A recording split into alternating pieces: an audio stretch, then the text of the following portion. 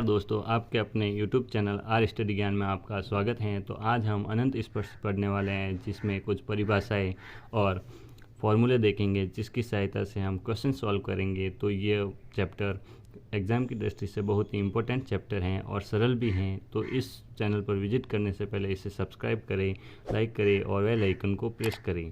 तो यहाँ पर हमें अनंत स्पर्श की परिभाषा दी हुई है। किसी भी वक्र की ऐसी स्पर्श रेखा जो वक्र को अनंत पर स्पर्श करे, अर्थात इस परिभाषा में आपको समझ में नहीं आए तो हम डायग्राम के थ्रू आपको बताएंगे। तो यहाँ पर हमें दिया हुआ है कि किसी भी वक्र की ऐसी स्पर्श रेखा जो वक्र को अनंत पर स्पर्श करे, अर्थात अनंत पर इन्फिनिटी। तो यहाँ पर हम वक्र के द्वारा पढ़ें तो यहाँ पर ये दिया हुआ है कि हम इसके साथ साथ इसकी डेफिनेशन भी देखेंगे। किसी भी वक्र अर्थात ये हमारा वक्र है, यहाँ से लेकर यहाँ तक किसी भी वक्र की ऐसी स्पर्श रेखा हमारी ये स्पर्श रेखा है जो एक्स अक्ष के समांतर है। तो यहाँ पर वक्र की स्पर्श रेखा जो वक्र को अनंत पर स्पर्श करे, अर्थात यहाँ पर ये हमें लाइन दी हुई है जो अनंत पर जाकर इसे स्पर्श करेगी। तो हमें परिभाषा में यही दिया हुआ है, किसी भी वक्र की ऐसी स्पर्श रेखा जो वक्र को, यहाँ पर ये वक्र हैं, वक्र को अनंत पर स्पर्श करे तो इसे अनंत स्पर्शी कहते हैं। गाइज, हमें ये समझ में नहीं आए तो हम जब क्वेश्चन सॉल्व करेंगे तो ये अच्छी तरीके से समझ में आ जाएगा। तो यहाँ पर जो अनंत स्पर्शी होती हैं वो 3 प्रकार की होती हैं। फर्स्ट, एक्स अक्ष के समांतर अनंत स्पर्शी, और वाई के समांतर अनंत स्पर्शी, और तिर्यक अनंत स्पर्शी। हमारे इम्पोर्टेंट तिर्यक अनंत स्पर्शी हैं, परंतु यूट्यूब पर आप बहुत सारे वीडियो देखते होंगे जिसमें आपको तिर्यक अनंत स्पर्शी बताई जाती हैं, एक्स और वाई अक्ष के समांतर अनंत स्पर्शी नहीं बताई जाती हैं। तो हम इसमें तिर्यक अनंत स्पर्शी के साथ साथ एक्स अक्ष के समांतर और वाई अक्ष के समांतर अनंत स्पर्श भी आपको बताएंगे। तो यहाँ पर क्या दिया हुआ है कि हमें वक्र दिया हुआ है जो जिसके एक्स अक्ष के समांतर एक स्पर्श रेखा खींची गई है जो अनंत पर जाकर किसी वक्र पर काटती हैं, तो उसे अनंत स्पर्श कहते हैं। यहाँ पर यही दिया हुआ है, किसी भी वक्र की ऐसी स्पर्श रेखा जो वक्र को अनंत पर स्पर्श करे, अर्थात इन्फिनिटी बिंदु पर स्पर्श करे। तो यहाँ पर हम एक्स अक्ष के समांतर और वाई अक्ष के समांतर और तिर्यक अनंत स्पर्शी भी पढ़ेंगे। तो यहाँ पर चलो चलते हैं। तो यहाँ पर हमें दिया हुआ है फर्स्ट, जिसमें एक्स अक्ष के समांतर अनंत स्पर्शी, सॉरी गाइज, यहाँ पर हमने ये नहीं किया है। तो यहाँ पर एग्जाम्पल के थ्रू पढ़ेंगे जिसमें हमारे स्टेप होते हैं। यहाँ पर एग्जाम्पल हमें दिया हुआ है, x square y square minus 9x square minus 16 y square plus 2x y minus 3x plus 4x equal to 7। तो हमें ये एग्जाम्पल दिया हुआ है जिसके थ्रू हम पहले देखेंगे कि x की अधिकतम घात कितनी है।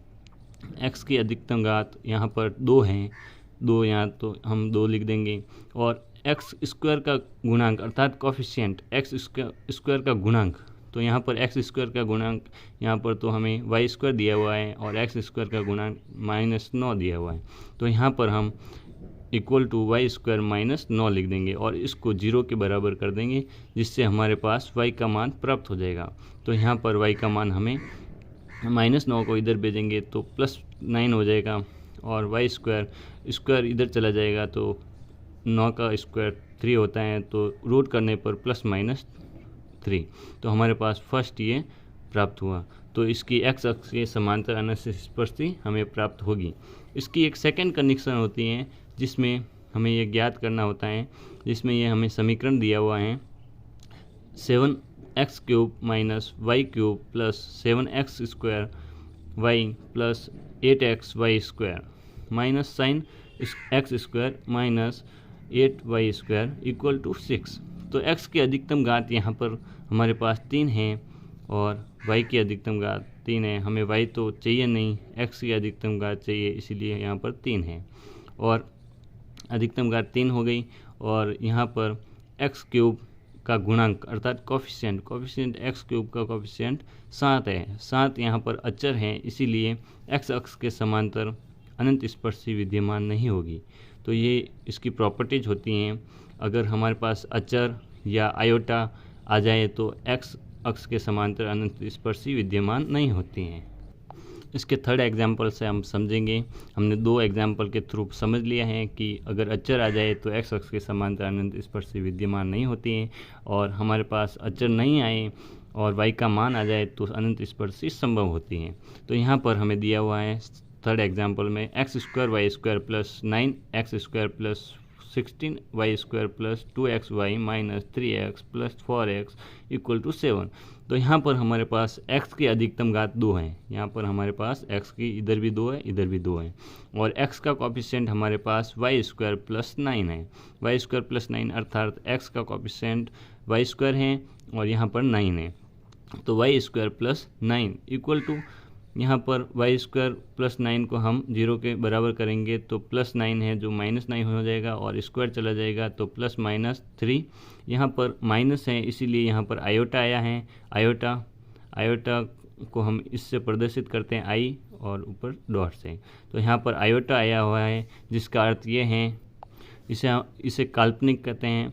जो काल्पनिक एक ही मान हमारे पास प्राप्त होता है और अन्य मान हमें ऐसे ही काल्पनिक मानना पड़ता है। तो यहाँ पर एक्स अक्ष के समांतर अनंत स्पर्शी विद्यमान नहीं होती हैं। तो हमने 3 एग्जाम्पल के थ्रू एक्स अक्ष के समांतर 3 एग्जाम्पल के थ्रू एक्स अक्ष के समांतर अनंत स्पर्शी को ज्ञात किया है। तो इसी प्रकार हम वाई अक्ष के समांतर अनंत स्पर्शी ज्ञात करेंगे और उसे वक्र के द्वारा समझेंगे। जैसे हमने एक्स अक्ष के समांतर अनंत स्पर्शी को समझा है, उसी प्रकार वाई अक्ष के समांतर अनंत स्पर्शी भी होती हैं। तो यहाँ पर क्या है, वाई अक्ष के समांतर वाई अक्ष पर एक वक्र लिया जाता है और उसके समांतर एक स्पर्श रेखा खींची जाती है, जिसमें यहाँ पर वक्र अनंत पर जाकर मिलता है स्पर्श रेखा से। तो इसे हम अनंत स्पर्शी कहते हैं, वाई अक्ष के समांतर अनंत स्पर्शी कहते हैं। तो यहाँ पर हम इसे वाई अक्ष कहते हैं, और यहाँ पर ये वाई अक्ष के समांतर स्पर्श रेखा खींची गई है, ये वक्र हैं और ये अनंत पर जाकर मिलता है। तो इसे हम एग्जाम्पल के थ्रू समझेंगे।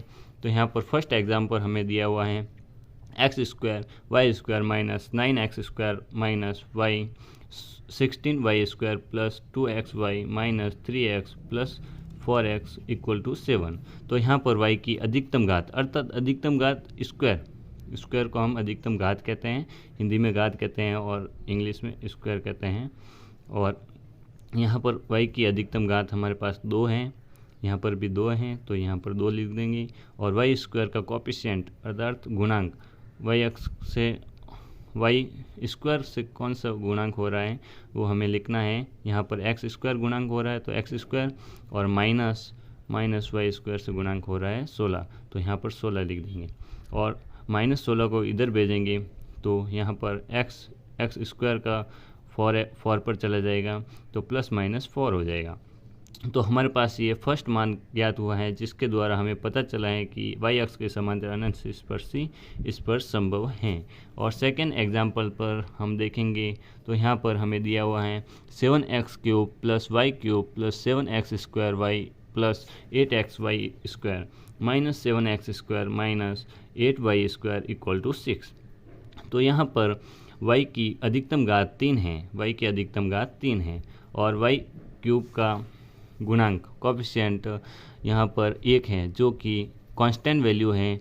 इसलिए कांस्टेंट वैल्यू के लिए यह अनंत स्पर्शी नहीं होगी, और यहाँ पर y अक्ष के समांतर अनंत स्पर्शी विद्यमान नहीं होती हैं। तो हमने सेकेंड एग्जाम्पल भी देख लिया और हम अब थर्ड एग्जाम्पल देखेंगे। थर्ड एग्जाम्पल में हमें दिया हुआ है x² y² plus 9x² plus 16y² plus 2xy minus 3x plus 4y equal to 7।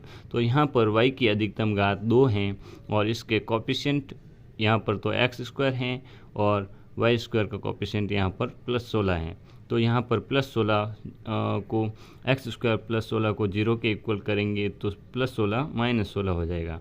तो यहाँ पर x का मान हमारे पास प्लस माइनस, यहाँ पर ये 0 के इक्वल करेंगे तो -16 हो जाएगा, और -16 का रूट लेंगे तो +-4 आयोटा हो जाएगा, जो कि एक काल्पनिक मान है। इस काल्पनिक मान के लिए y अक्ष के समांतर अनंत स्पर्शी विद्यमान नहीं होते हैं। तो हमारा वेरी इम्पोर्टेंट टॉपिक है तिर्यक। इम्पोर्टेंट है, जिसमें तिर्यक अनंत स्पर्शी। जिसमें तिर्यक अनंत स्पर्शी में क्या होता है, यहाँ पर एक्स अक्ष दिया हुआ है, यहाँ पर वाई अक्ष दिया हुआ है। एक्स और वाई अक्ष के बीच में हम एक वक्र डालते हैं जो कि जिसके समांतर स्पर्श रेखा खींची जाती हैं। वक्र के समांतर स्पर्श रेखा खींची जाती हैं जिसमें अनंत पर वक्र मिलता है।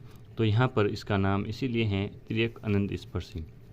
तो इसे हम तिर्यक अनंत स्पर्शी ज्ञात करने के लिए हमें कुछ स्टेप्स फॉलो करने पड़ेंगे, जिसमें हम m का मान ज्ञात करेंगे और c का मान ज्ञात करेंगे, और जहाँ पर x लिखा होगा वहाँ पर x = 1 लिखेंगे, और जहाँ पर y लिखा होगा वहाँ पर m लिखेंगे, जिससे हमें फाई n का मान प्राप्त होगा। तो यहाँ पर ए पॉइंट में हमें दिया हुआ है n घात के बहुपद में x = 1 और y = m रखकर फाई एन m प्राप्त करते हैं।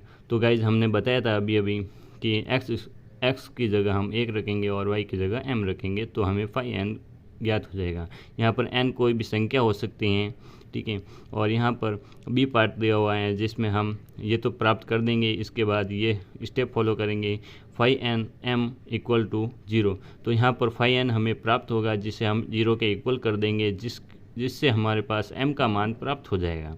तो ये सेकंड स्टेप हमें फॉलो करना होगा। और नेक्स्ट स्टेप सी है, जो हमारे पास m के विभिन्न मानों के लिए हमने अभी m के मान ज्ञात करने के लिए देखा था कि हम उसको 0 के इक्वल कर देंगे, जिससे हमारे पास m के मान प्राप्त हो जाएंगे। तो यहाँ पर m के विभिन्न मानों के लिए c के मान निम्न सूत्र से प्राप्त किए जा सकते हैं। तो यहाँ पर कुछ कंडीशन दी हुई हैं, जिसमें फर्स्ट कंडीशन है m1 not equal to m2 not equal to m3, तीनों बराबर नहीं हो तो इसके लिए एक फार्मूला लगता है c/1। यह यहाँ पर आयोटा नहीं है, यहाँ पर फैक्टोरियल है। फैक्टोरियल अर्थात गुणनखंड। यहाँ पर 2 होता तो 1 × 2 होता, और 1 है तो 1 ही रहेगा। यहाँ पर हमें c/1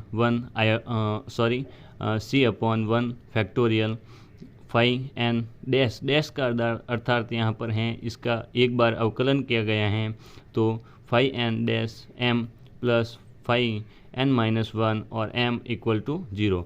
तो इसे हम एक और अन्य रूप में लिख सकते हैं c = -फाई n-1 m बटा फाई n डैश m। तो यहाँ पर क्या किया गया है, फाई n-1 m को इधर भेज दिया, जिससे -फाई n-1 m प्राप्त होता है, और इसको यहाँ पर गुणा में होने के कारण ये नीचे चले जाएगा, फाई n डैश m यहाँ पर प्राप्त हो जाएगा। और सेकेंड कंडीशन हमें दी हुई है, सेकेंड कंडीशन में हमें दिया हुआ है अगर m1 = m2, यहाँ पर m के मान बराबर हो तो इसका फॉर्मूला ये लगेगा, जिसमें हमें दिया हुआ है c² factorial phi n double dash का अर्थ है इसका 2 बार डिफ्रेंशिएशन किया गया है m plus c/1 factorial phi dash n-1 m plus phi n-2 m = 0। तो यहाँ पर सेकेंड कंडीशन हमें ये दी हुई है, और लास्ट कंडीशन दी हुई है जिसमें m1 = m2 = m3। तीनों मान बराबर होने पर इन 3 मान से अलग भी और भी मान हो सकते हैं, m4 m5 f6 हो सकते हैं, परंतु हमारे इस चैप्टर में m3 तक की दिया हुआ है। तो यहाँ पर तीनों मान बराबर होने पर हमें ये फार्मूला लगाना पड़ेगा, जिसमें c³ 3 factorial phi n triple dash अर्थात इसका 3 बार डिफ्रेंशिएशन किया गया है, plus c² 2 factorial phi double dash इसका 2 बार डिफ्रेंशिएशन किया हुआ है, कोष्टक n-1 m plus c/1 factorial phi dash n-2 m और प्लस फाई n-3 m = 0। तो ये हमारा लास्ट स्टेप था जिसमें तीनों मान बराबर थे, इसके लिए फार्मूला है। और इसका लास्ट स्टेप में क्या होता है कि जो हमें मान प्राप्त होता है, c और m के मान प्राप्त होते हैं, उसे हम एक समीकरण y = mx + c में रख देते हैं, जिससे हमें अनंत स्पर्शी प्राप्त हो जाती है। तो गाइज आपको ये वीडियो कैसा लगा कमेंट बॉक्स में लिख कर बताएं, और इस चैनल पर नए हैं तो इसे लाइक करें और बेल आइकन को प्रेस करें और सब्सक्राइब करें।